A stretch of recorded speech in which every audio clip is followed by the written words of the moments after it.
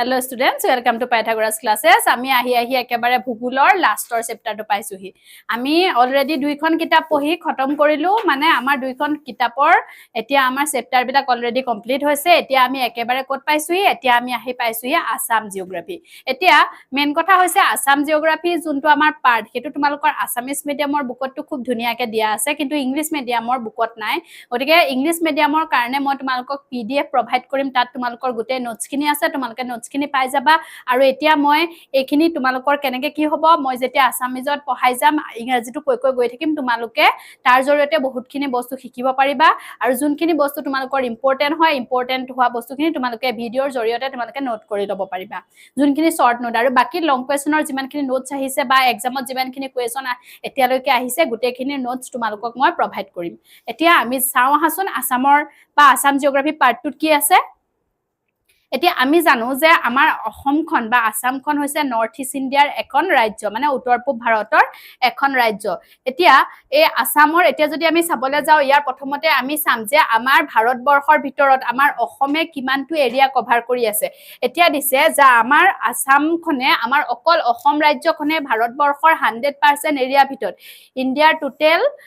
এৰিয়াৰ ভিতৰত 2.39% area cover কৰি আছে। আৰু ইয়াৰ পপুলেশ্যন হৈছে 2.59 পপুলেশ্যন আমাৰ ইণ্ডিয়াত আছে। এতিয়া তোমালোকৰ ইয়াত 2001ৰ পপুলেশ্যনটো দিয়া আছে, আৰু 2000ৰ যোনটো 11ৰ পপুলেশ্যন, সেইটো তোমালোকক মই নোটৰ সৈতে প্ৰভাইড কৰিম, তোমালোকে সেইটো লিখি ল'বা। ইয়াত 2001ৰটোহে দিয়া আছে। এতিয়া চাম আমাৰ ইণ্ডিয়াখনৰ লেটিটিউডনেল আৰু লংগিটিউডনেল এক্সটেনশ্যন, মানে আমাৰ ভাৰতবৰ্ষৰ ভিতৰত যে আমাৰ অসম ৰাজ্যখন কিমান ডিগ্ৰী অক্ষাংশৰ পৰা কিমান ডিগ্ৰী অক্ষাংশলৈকে আছে আৰু কিমান দ্ৰাঘিমাংশৰ ভিতৰত আছে, সেইটো বস্তু চাওঁ আহা। এতিয়া প্ৰথমতে ইয়াত দিছে কি আমাৰ আসামখন 21.51 নৰ্থ লেটিটিউডৰ পৰা, উত্তৰ অক্ষৰেখাৰ পৰা 27°58' নৰ্থ লেটিটিউডলৈ আছে, আৰু 89.49 পূব দ্ৰাঘিমা ৰেখাৰ পৰা 97.25 ইষ্ট লংগিটিউডলৈকে আছে। গতিকে এইটো হৈ গৈছে আমাৰ ইণ্ডিয়া, মানে অসমৰ লেটিটিউডনেল এণ্ড লংগিটিউডনেল এক্সটেণ্ট, মানে অক্ষৰেখা আৰু দ্ৰাঘিমা ৰেখাৰ বিস্তৃতি। নেক্সটটো আমাৰ হৈ গ'ল বিদেশী ৰাষ্ট্ৰ। আমাৰ অসমৰ লগত সেম বাউণ্ডাৰী শ্বেয়াৰ কৰি থকা দুখন বিদেশী ৰাষ্ট্ৰ বা 2 ফৰেইন কাণ্ট্ৰিৰ নাম তোমালোকৰ এক্সামত লিখিবলৈ আহিব পাৰে। তেতিয়া সেইকেইখন হৈছে কি, ভূটান এণ্ড বাংলাদেশ। এইটো মনত ৰাখিবা। এইটো বস্তু তোমালোকৰ ফাৰ্ষ্ট ইয়েৰটো পাইছিলা, তথাপিও তোমালোকক মই ইয়াত কৈ দিছো, ফাৰ্ষ্ট ইয়েৰ বস্তুখিনি তোমালোকৰ মনত নাথাকিব পাৰে। তাৰপিছত এতিয়া আমি চাওঁ আহা আমাৰ ইণ্ডিয়াৰ বাউণ্ডেৰীটো। এতিয়া ইণ্ডিয়াৰ নহয়, একচুৱেলি আসামৰ বাউণ্ডেৰীটো। এতিয়া আসামৰ নৰ্থত কি আছে চোৱা, আসামৰ নৰ্থত আছে অৰুণাচল প্ৰদেশ, ইষ্টত আছে অৰুণাচল প্ৰদেশৰ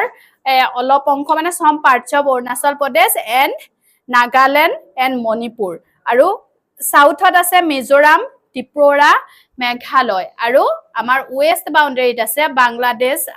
বাংলাদেশৰ মৈমনসিং ডিষ্ট্ৰিক্ট আৰু ৰংপুৰ ডিষ্ট্ৰিক্ট, আৰু পশ্চিম বংগৰ কোচবিহাৰ ডিষ্ট্ৰিক্ট, মানে Mymensingh and Rangpur district of Bangladesh and Cooch Behar district of Paschim Banga. এতিয়া এইটো হৈ গ'ল আমাৰ বাউণ্ডেৰী। এতিয়া আমি নৰ্থত কি পালো, নৰ্থত অৰুণাচল প্ৰদেশ, তাৰপাছত আমাৰ ইফালে ইষ্টত কি পালো, আমি ইষ্টত পালো আমাৰ অৰুণাচল প্ৰদেশৰ some parts of Arunachal Pradesh, Nagaland, Manipur, সাউথত মিজোৰাম, ত্ৰিপুৰা, মেঘালয়, এণ্ড ৱেষ্টত আছে Mymensingh and Rangpur district of Bangladesh and Cooch Behar district of Paschim Banga. তাৰপাছত এতিয়া নেক্সটটো আমি চাওঁ, নেক্সট কি দিছে আমি চাওঁ। এতিয়া নেক্সট আমি যাম আমাৰ আসামৰ যোনটো ফিজিঅ'গ্ৰাফিক ডিভিজন। আমিতো জানো যে আমাৰ ইণ্ডিয়াৰ ফিজিঅ'গ্ৰাফিক ডিভিজন তোমালোকে পাইছিলা ফাৰ্ষ্ট ইয়েৰত। এতিয়া আমি আসামৰ ফিজিঅ'গ্ৰাফিক ডিভিজনটোলৈ যাওঁ। এতিয়া আসামৰ ফিজিঅ'গ্ৰাফিক ডিভিজন বা ভূপ্ৰকৃতি বুলি ক'লে হৈ গ'ল মেইনলি দুটা টাইপত আছে। এটা হৈ গ'ল ওৱান পাৰ্বত্য অঞ্চল বা মাউণ্টেনিয়াছ ৰিজন, আৰু এটা হৈ গ'ল উপত্যকা অঞ্চল বা নদীৰে গঠিত সমভূমি, যাক আমি ভেলী ৰিজন বুলি ক'ম। আকৌ যদি আমি কেতিয়াবা এইটো এনেকৈ থাকে, আসামৰ ফিজিঅ'গ্ৰাফিক ডিভিজন 3টা বুলিও কোৱা হয়। এটা হৈছে মাউণ্টেনিয়াছ ৰিজন, এটা Brahmaputra valley and Barak valley, এনেকৈও কোৱা হয়, কিন্তু মেইনলি দুটা ভাগত ভাগ কৰিছে। এতিয়া যোনটো মাউণ্টেনিয়াছ ৰিজন আছে, মাউণ্টেনিয়াছ ৰিজনটোক আকৌ দুটা ভাগত ভাগ কৰিছে। এটা হৈ গ'ল কাৰ্বি প্লেটু আৰু এটা হৈ গ'ল নৰ্থ কাছাৰ হিল। তাৰপিছত আমাৰ ভেলী ৰিজনটোক ভাগ কৰিছে Brahmaputra valley and Barak valley. তাৰ পাছত আহিলে মাউণ্টেনিয়াছ ৰিজন এটা মাউণ্টেনিয়াছ ৰিজনটো বুলি ক'বলৈ গ'লে আমাৰ অসমত মাউণ্টেনিয়াছ ৰিজন বা মাউণ্টেনিয়াছ এৰিয়া বুলি ক'লে হিলি এৰিয়া কেইটাকে বুজা যাব মানে ডিমা হাছাও নৰ্থ কাছাৰ এই ডিস্ট্ৰিক্ট এখনক বুজা যায় তোমালোকে হেতু কথা জানা আৰু কাৰ্বি আংলং ডিমা হাছাও এই ডিস্ট্ৰিক্ট দুখন হৈছে আমাৰ মানে মাউণ্টেনিয়াছ ৰিজন এই যে ডিস্ট্ৰিক্ট দুখন হৈছে আমাৰ যোনটো উত্তৰ পূৰ্বাঞ্চলৰ নৰ্থ ইষ্টাৰ্ণ যোনটো প্লেটু ৰিজন মানে কাৰ্বি মেঘালয় প্লেটু এইটো গোটেইটোক একেলগে কি বুলি কোৱা হয় কাৰ্বি মেঘালয়া প্লেটু আৰু এই কাৰ্বি মেঘালয়া প্লেটুটো চাবলৈ গ'লে ইয়াৰ ৰিলেশ্যন কিন্তু ডেক্কান প্লেটু আৰু ছোটনাগপুৰ প্লেটুৰ লগতো আছে সেইটো মাটিৰ তলেৰে সেই প্লেটু ৰিলেশ্যনটো আছে বুলি কোৱা হয় আৰু এই যোনটো মাটিৰ তলেৰে যোনটো সংযোজন আছে সেই সংযোজনটো মানে ইয়াক কি বুলি কোৱা হৈছে ইয়াৰ নামটো কোৱা হৈছে ৰাজমহল মালদাহ গাৰু ব্ৰিডৰ ৰাজমহল মালদাহ গাৰু গেপ বুলি কোৱা হৈছে মানে এইটো কাৰ মাজত সম্পৰ্ক আমাৰ নৰ্থ ইষ্টাৰ্ণ প্লেটু ৰিজন মানে Karbi Meghalaya plateau Chota Nagpur plateau and Deccan plateau এই তিনিওটাৰ মাজত ৰিলেশ্যনটো কি বুলি কোৱা হৈছে ইয়াত কোৱা হৈছে গাৰু এইটো ৰাজমহল মালদাহ গাৰু গেপ বুলি কোৱা হৈছে এতিয়া এই যোনটো আমাৰ কাৰ্বি মেঘালয় প্লেটু এই কাৰ্বি মেঘালয় প্লেটু বা পাৰ্বত্য ৰিজনটো এই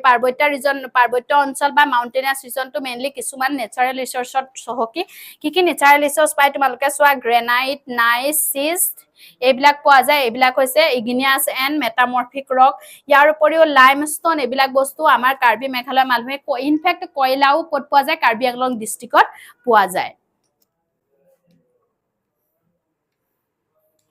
তাৰ পাছত আহিলে আমাৰ কাৰ্বি আংলং ডিস্ট্ৰিক্টৰ যোনটো হাইয়েষ্ট পিক দুটাৰ নাম দিয়া আছে হাইয়েষ্ট পিক দুটা হৈছে তোমালোকৰ এইটো আহে হাইয়েষ্ট পিক দুটা হৈছে ডামুক এণ্ড সিংহাসন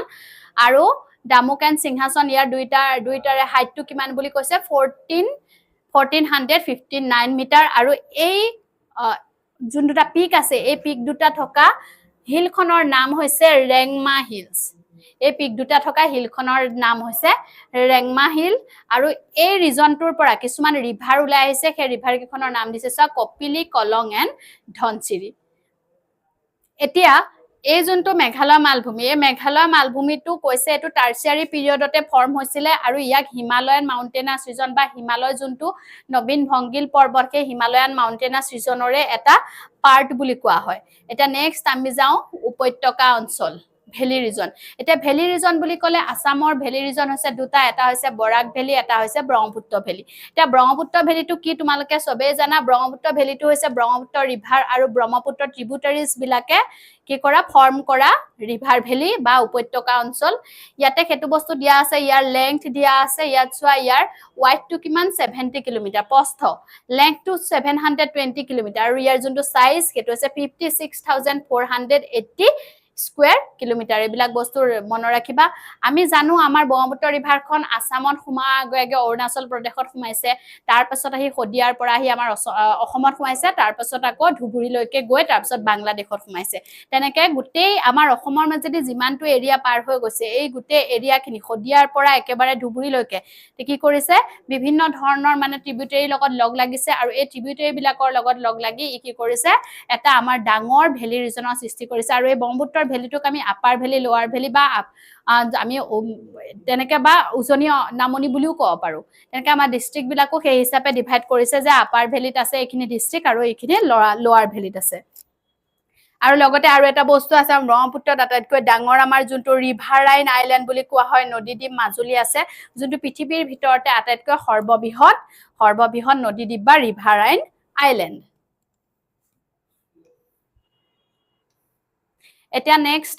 এতিয়া যদি আমি চাবলৈ যাওঁ তেন্তে আমাৰ ব্ৰহ্মপুত্ৰ যোনটো মই north bank and south bank বা উজনি অসম নামনি অসম বুলি ক'লো নামনি উজনি মানে নামনি সেই দুটা বস্তু এতিয়া চাবলৈ গ'লে আমি যদি চাওঁ তেন্তে আমাৰ যোনটো উত্তৰ পৰা দক্ষিণ পাৰৰ মাজতো কিছুমান ডিফাৰেন্স আছে এতিয়া যদি ব্ৰহ্মপুত্ৰৰ যোনটো আমাৰ নৰ্থ বেংক সেই নৰ্থ বেংকটো সদায় কি হয় ব্ৰহ্মপুত্ৰৰ নৰ্থ বেংকটোৰ সাইজটো সদায় ডাঙৰ ইয়াৰ ওয়াইডটো বেছি ই বহল ইয়াৰ যোনটো স্লোপ সেইটো 500ৰ পৰা 200 মিটাৰলৈকে আছে কিন্তু তাৰ অপজিটত যদি আমি সাউথৰটো চাওঁ তেন্তে সাউথ বেংকটো বিশেষ বহল নহয় আৰু ভঙা চিঙা মানে টুকুৰা টুকুৰি আৰু ই মানে কি হৈছে নৰ্থ বেংকৰ সমান নৰ্থ বেংক বা উত্তৰ পাৰটোৰ নিচিনা বহল নহয় আৰু ইয়াত নদীবিলাক এনেকুৱা হৈছে নদীবিলাক সাধাৰণতে ইয়াত আন্ডাৰগ্ৰাউণ্ড ফ্লো বা মাটিৰ তলেদি গুচি গৈছে ৰিভাৰ বিলাক কোনো জেগাত নাইকিয়া হৈ গৈছে বুলি কোৱা হয়